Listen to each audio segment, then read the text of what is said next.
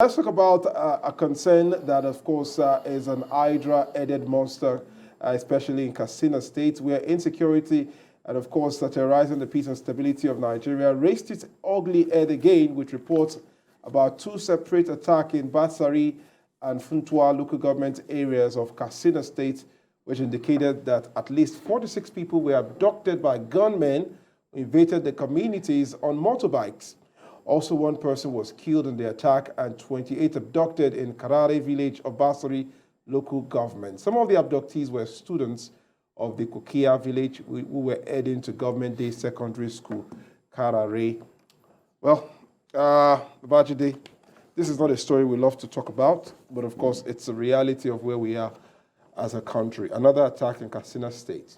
Yes, and when you hear that banditry is being defeated, you know that from these stories, you know that that is a lie from the pit of hell. Banditry is not being defeated. Banditry is alive and well in Zamfara and in Katsina. Katsina, especially in the last 3 weeks, there have been so many attacks.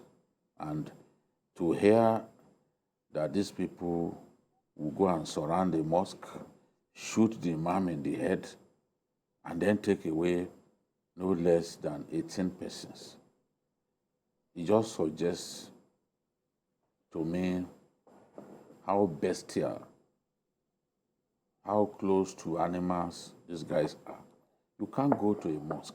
Nigerians are going through a lot, and a lot of them have become spiritual. They need to get as close to God as they can to God, so that their situations can change. Now, innocent people who went to pray,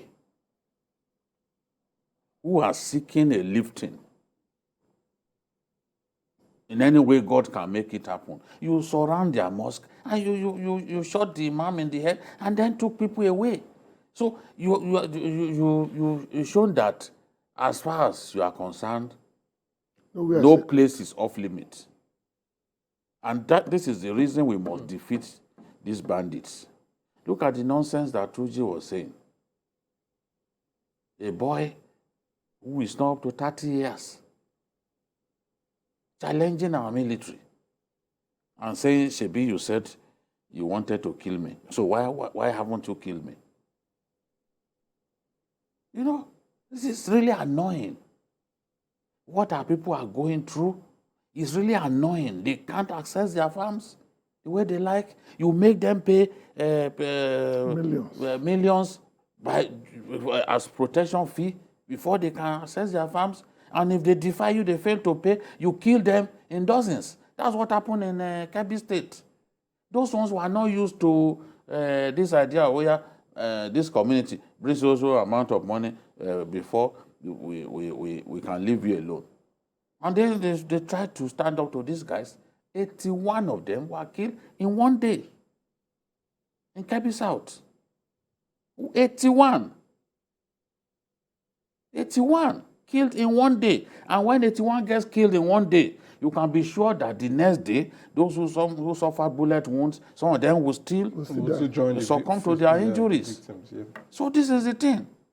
In other countries, how many people died the other day in France? Before the minister resigned. Before our people, hypocritical Nigerians began to use the flag of France.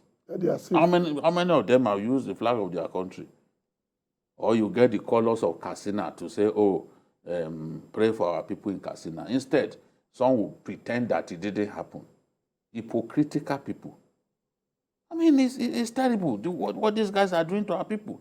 In your own country, it's a little boy who is a bandit will be saying you must pay some amount of money. GKB, we saw the pictures there. I'm sure the producers would roll the images again. They have nothing. The attackers, look at them. They're young men who just enjoy terrorizing people, creating havoc. And for them, some of them, it's just fun, taking the lives of people. Do you think this indicates a failure on the part of the government and even the society itself? Who raised these monsters? Well, you have to understand. I think we ran a program once when one of these small children were shown. It was about 12. You could Dismantle and dismantle AK-47 under 30 seconds. Somebody like that at 12 will be about 18 now. These are people who should be contributing to the economy. Don't forget in better ways than this. The drug epidemic, especially tramadol and the rest, is very high in those areas. Even some people that were caught in the Southwest recently, it was obvious they were under the heavy influence of drugs. And because, like this film that we all watched, Something to Rwanda, those boys in Sierra Leone who are cutting off hands were 9, 8 in Liberia because they grew up knowing nothing else but this. And they are now becoming adults. These are the true G's of tomorrow.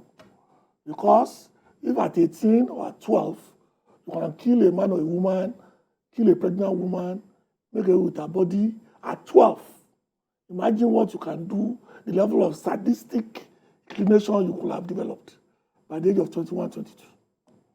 We are sitting on a keg.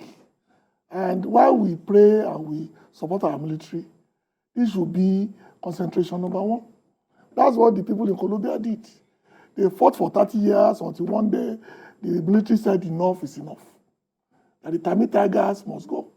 And it took them less than 24 months for a war they could not win for almost 30 years. It's a matter of having the mindset and the leadership to say, Major General A, you have Pilot B, I'm giving you 3 weeks. If at the end of 3 weeks I consider you a failure, if you don't bring me A, B, C, D. It's been done before. During the Civil War, commanders were changed from theater of war because they realized the fact that once the shooting war ended, the commanders were leaving fat where they were, and there are no more results to be gotten. So it's not rocket science. Like he said, if you don't take out the head of the serpent will continue to harm you. Okay, BK, as we wrap up on the show this evening, your message or appeal to the government or to the security agencies concerning some of these students, especially who are victims of the abductions in Katsina State. It's a traumatic experience for anyone to be a victim of this attack. Nonetheless, students were on their way to getting education.